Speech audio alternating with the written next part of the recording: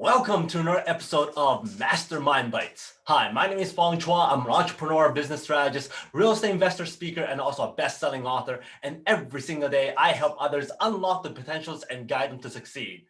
Over the years, I've had the privilege and the honor to meet some of the most amazing and most successful people in their industry, the masters of their skill sets, and I got to learn from them, hear their stories, listen to them speak, and just kind of be in their presence and see what a successful and someone who's so well known in that industry is like and how they conduct themselves and all that great stuff. And the thing is, I like to be able to share back some of those stories and also share back some of those experiences with the people who are listening to this show and watching this show. And today I'm very, very happy and very excited to feature Mr. Jim Lee. Now, I'm one of those people that are a huge fan of comic books. And I'm one of those people who never really liked reading when I was young. I didn't like reading a book. I didn't like looking at all those words and all that kind of stuff. And it really wasn't until comic books and graphic novels that got me into reading again. Now I'm reading biographies, I'm reading business books, I'm reading stories about Walt Disney and Jeff Bezos and all that great stuff. But I can all attribute that all back to being interested in reading because of comics and because of graphic novels. And the thing is, I started at a very late time of my life, and usually people don't start reading comic books at that age, but I actually started very late. And one of the things that really gravitates me to comic books is because of the art. I don't really enjoy reading stuff where the art is a style that I don't like, I don't enjoy, or I don't like looking at. And sometimes I just sit there and marvel at the artwork, at the style, at the great pencil work that some of these artists do. And my absolute favorite is the art from Mr. Jim Lee. He has portrayed some of the best artwork that I've ever seen, and some of the best artwork for Batman that I've ever seen. And for those of you that know me, I am a huge fan of Batman. And one of those stories that really got me into Jim Lee's art is this issue right here, Hush. One of my most favorite comic books of all time, most favorite stories of all time. And the thing is, it features Mr. Jim Lee's art, and it just blows me away as to how great that artwork is. So for me to be able to meet Jim Lee, and it was funny because like when they promoted him being at this show and at this conference, it was saying, hey, come out to meet Jim Lee and it will be one of your best experience ever, and stand by and have an awesome photo with him. And they actually had those words in it, and I just couldn't wait to meet him. And he was absolutely amazing, and he provided us with a great experience. And the photo here, it was one of those photos that he did, and he was so into it, and it was just an amazing time. Now, getting to know more about what he does and watching some of his interviews, and also being at the panel that he was speaking at, got me thinking about a lot of stuff about success, about hard work, and about just pursuing your dreams. He shared a lot of stories, and some of those stories are just very personal to him. And also, you can kind of just read between the lines and find out, wow, that's what a successful person, what the mindset of somebody who's driven lives their lives. The thing is, he currently right now, like I said, he is a comic book artist. He's an editor, a publisher. He's also the chief creative officer at DC Comics. And that's one of those things where he's so high up there right now that he's achieved so much success, and he has that ability because he's a legendary artist. It's one of those things where he breaks things down. One of the funniest lines I thought was when people ask him, so how do you draw faces? How do you deal with all those details? And he simplified it so easily by saying, it's just a bunch of lines. And you just have to keep on drawing those lines until it makes you feel good. Well, that's just got me thinking about business success. It's just a lot of small actions, a lot of small details that you put together until you build up that business, until you build up that entrepreneurial spirit and that entrepreneurial success. And for him, it's just a bunch of lines that he put together that makes him feel good, makes him feel right. And then that's how he pursues his drawing career and his artwork. He's talked about a few things about how he loves drawing so much. He's given back to the community. He's helped out with his family. He's also done a lot of different things. One of my favorite stories is that he was helping out his daughters sell Girl Guide cookies with his art. So people who came and bought a box of cookies will get a headshot or something that he draws for them. And the thing is, most of these people who came and grabbed a piece of art probably doesn't even know who he is and the value of that artwork. And the thing is, his artwork actually goes out there, like the original pieces, for hundreds of dollars, thousands of dollars a piece, depending on how big, how detailed his artwork is. But they're big commodities when it comes to the comic book industry, and lots of people really value that work. But when it comes to helping out his family, connecting with the community and giving back, and connecting that with something he absolutely loves, which is drawing, was a perfect thing that he wanted to do. So it didn't really matter if people didn't realize who he was. He just wanted to give back by doing something he absolutely liked doing. The other thing I wanted to share is his the way comic books are actually put together. And I've always thought that it's always the story that drives the art. And he shared a story where he actually collaborates with the writer. Now, he might have an idea of, hey, you know what? I've never seen this character in this environment. Hey, I've never seen the Batmobile portrayed in this way and have a Ferris wheel of a whole bunch of different Batmobiles on it. And he would actually express that to the writer, and the writer will actually write a story or write a portion of that story to incorporate that image and that idea of the artist. And I thought that was kind of neat, because I've always thought that comic book writing was all writer driven, but there was actually good collaboration between the two, which signifies how important teamwork is, and also how important it is to work with very creative individuals who can actually add to the story, and vice versa, which is very, very interesting to me. Now, after all this, I still have four things that I thought was really, really interesting that Jim Lee does, and that Jim Lee talks about, that you can actually incorporate into your daily lives, your personal lives, and your business career, to incorporate it so that you could be a lot more successful, and to be driven to succeed and be motivated to succeed in your goals.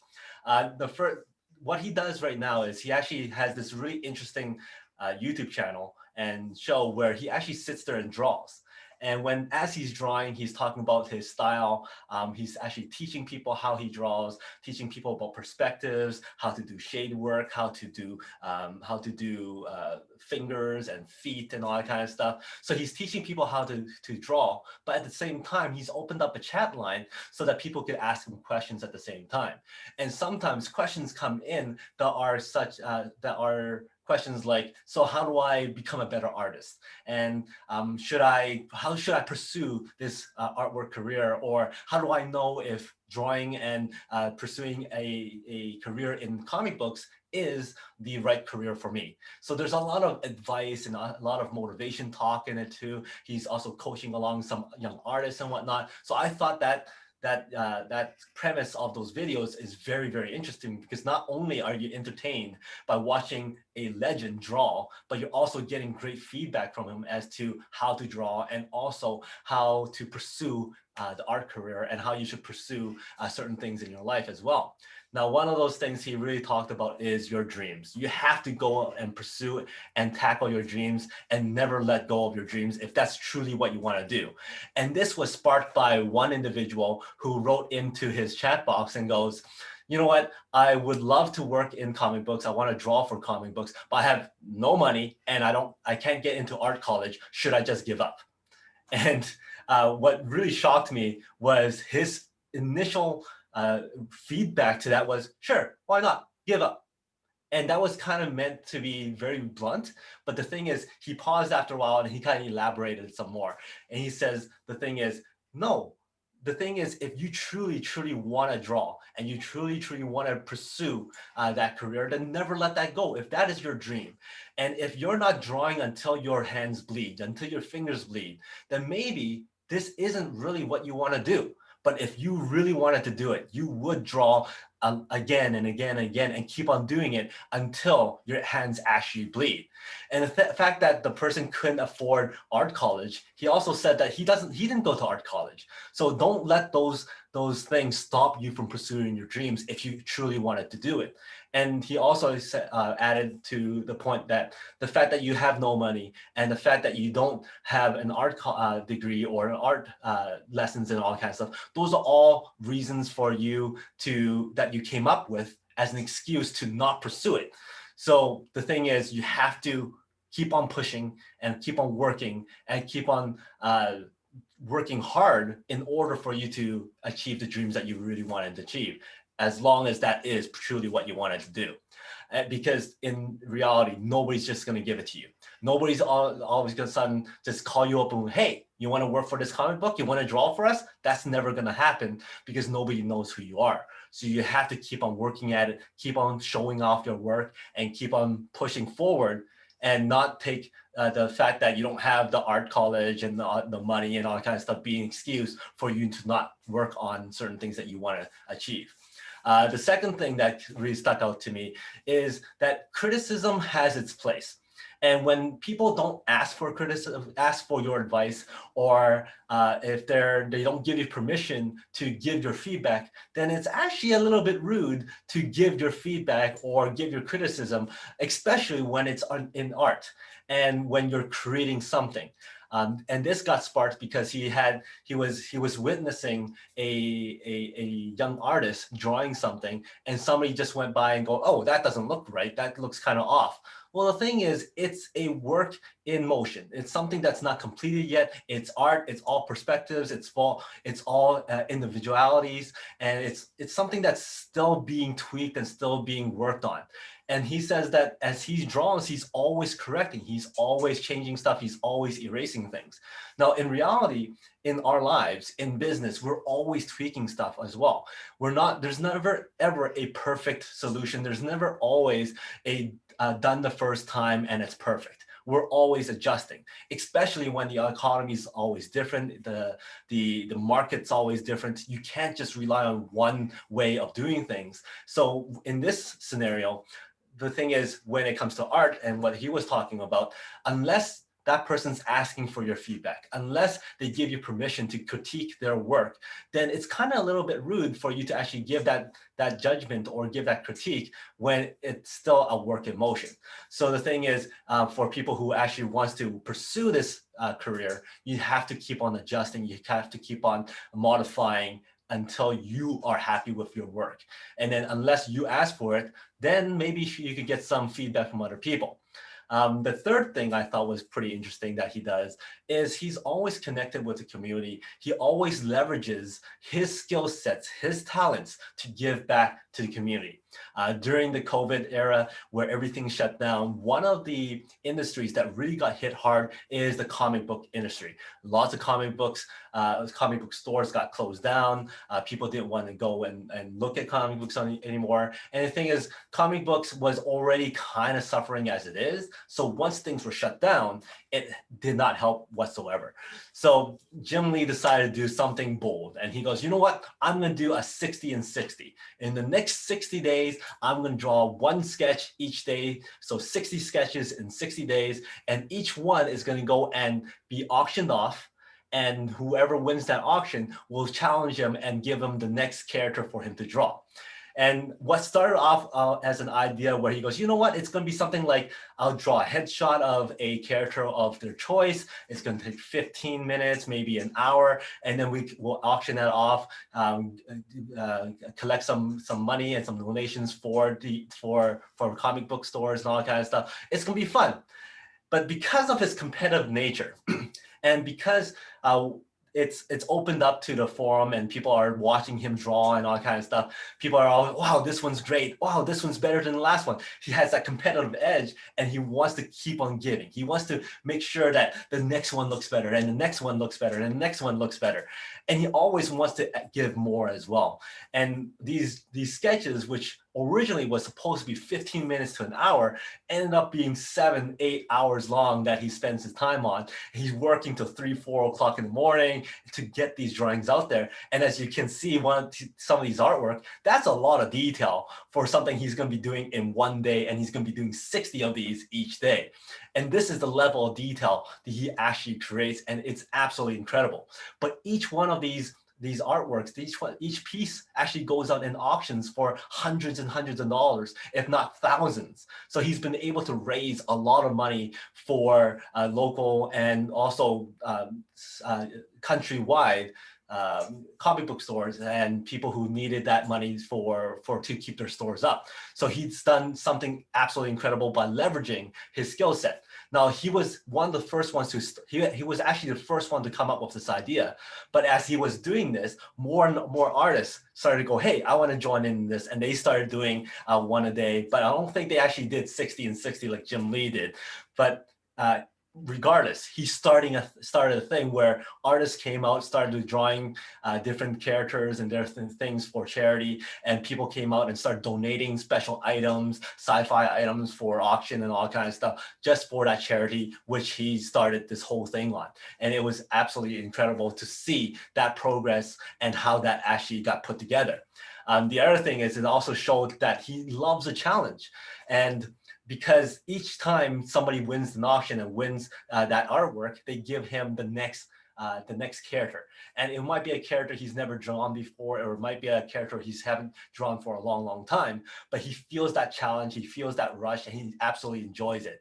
And for somebody who loves drawing, it actually fit right into his arena, and he absolutely loved that process.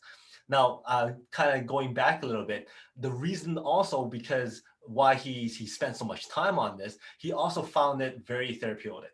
He found it very relaxing because during this period of time where there's lots of stress and there's lots of challenges because of COVID, he felt very, very angry. He felt very, very frustrated as to why things are the way they are and how many of these industries are shutting down.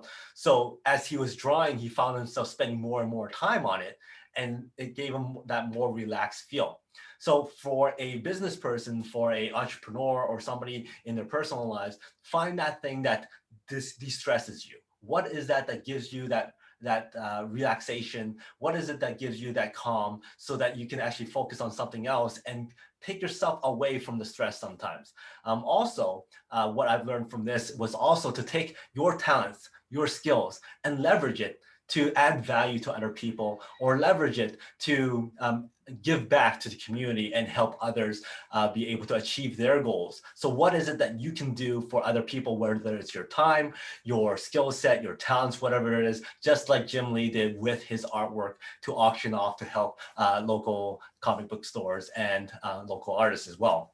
And the fourth thing I thought was very interesting is this quote from right here, and that is the ability for him to train himself to be able to draw anywhere he is, as long as there's a flat surface. He's been known to do artwork in a parking lot with his tablet. He's been known to draw at any hotel, in a lobby, at a restaurant, wherever it is, because he did not want to confine himself to be one of those people who goes, oh, I can only create in the right environment.